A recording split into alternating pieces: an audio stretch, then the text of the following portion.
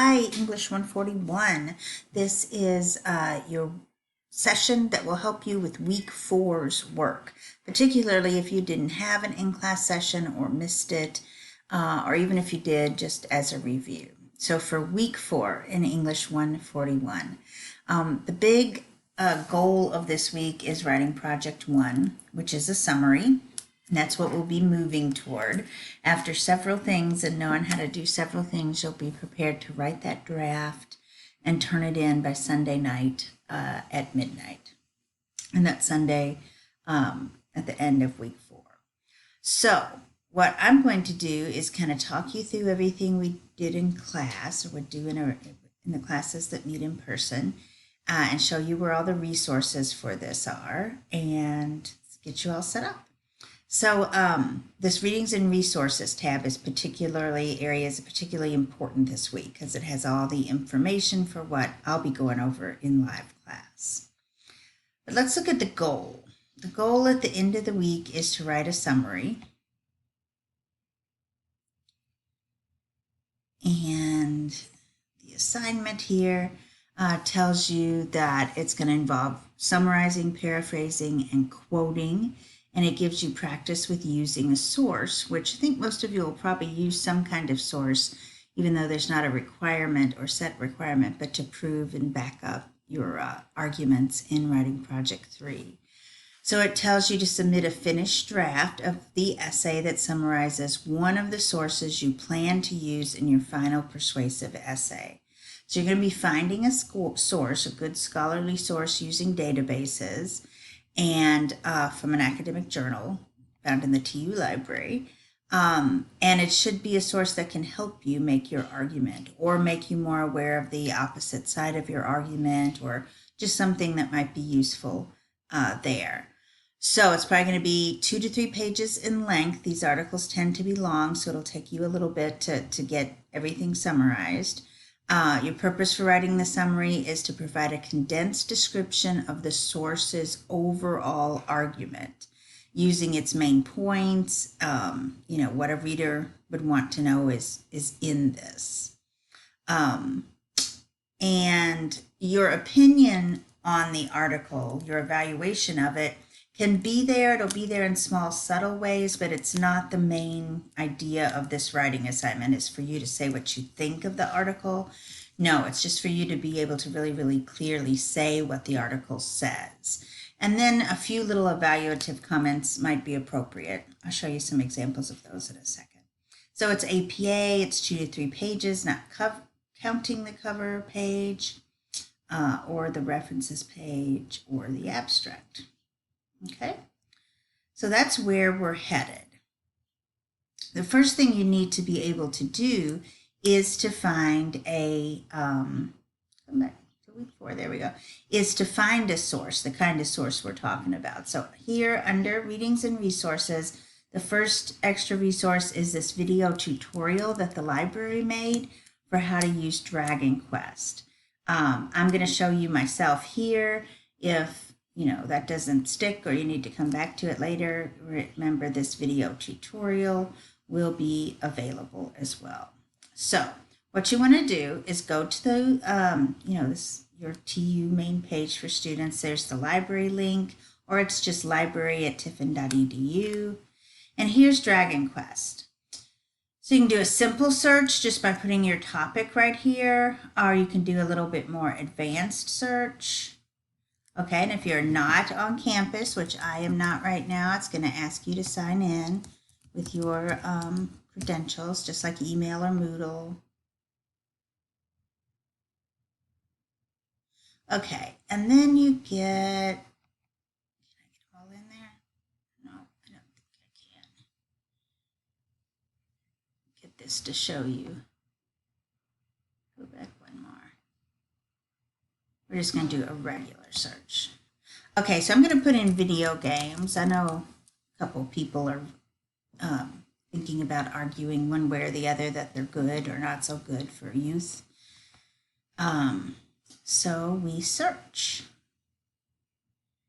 And it's probably thinking here. Yeah, thinking about this 5 1,074,490 articles it found. That's crazy, that number. You can't even begin to sort through that. So we start to put some limiters. This says limit to. I'm going to limit it to full text. If this will let me click the thing. There. Full text means you'll actually be able to read the whole article, which of course will be necessary and helpful if you're planning to summarize it. So limiting to full text gets us down to 3,259,000. I'm also going to limit to scholarly, because that's what we said we wanted, a good scholarly source. Okay. We have less than 1 million now, so that's good. If you wanted to limit more, there are boxes up here where you can add words. So you want to look at video games and cognitive abilities, video games and social behaviors, video games and, you can limit that way. But right away here we see a good option. Can active video games improve physical activity in adolescents? This might be a support of how video games are good. So you would click on the title here to get all the info that will help you make a citation. You got your authors, and often there are multiple of them in a scholarly article. Here there's 2. The journal it was in, you'll need that for your citation. You'll need volume and issue. You'll need the date. So you got it all right here with the title of the article. Now, before you spend your time reading this, you might want to read this abstract, because this is kind of a short saying what the article does. So if you read that and you decide, yep, this is a good article for me, here are your options for reading it, an HTML or a PDF. I recommend the PDF because it's going to have page numbers, and that will make your in-text citation so much easier. If you go with HTML, you're going to have to count paragraphs, because instead of citing the page number when you quote, you'd cite the paragraph. So PDF is the way to go if you have that option. Okay, so we've got authors Williams and Ayers. We can figure out how to make our citation. There's a citation generator off to the side. You have to double check it sometimes. There's chapter 19 in your book. This is an article, journal article found through a database. That's the type of source you're looking for to see how to cite. And say, this is it. This is the one we're going to use. First one we saw.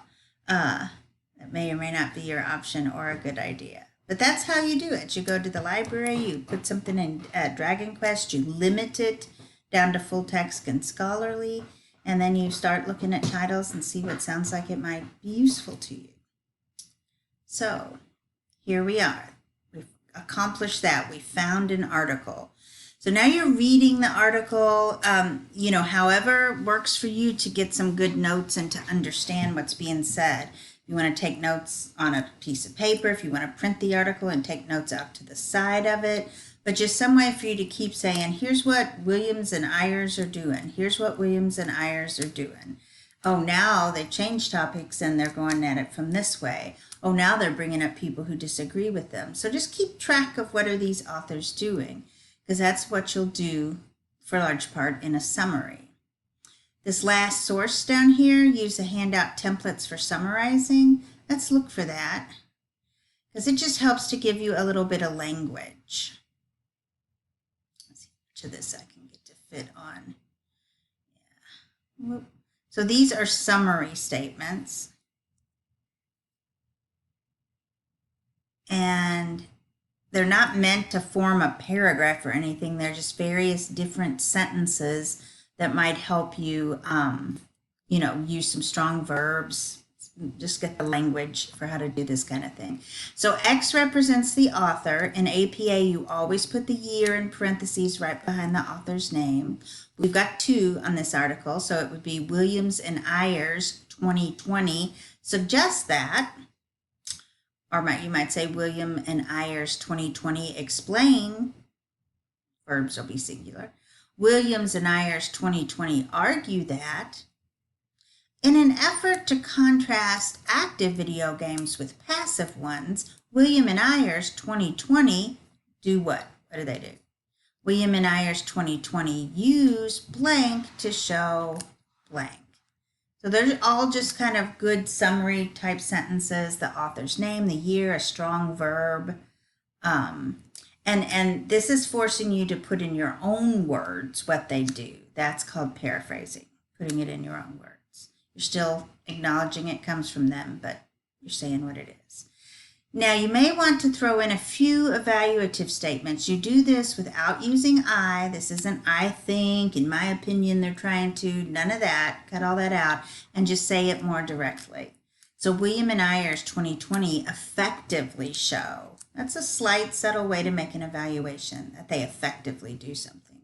William and Ayers 2020 use of statistics is convincing because William and Ayers 2020 failed to show that passive video games are bad, but they do show that active video games are distinctly better in this one area or something like that.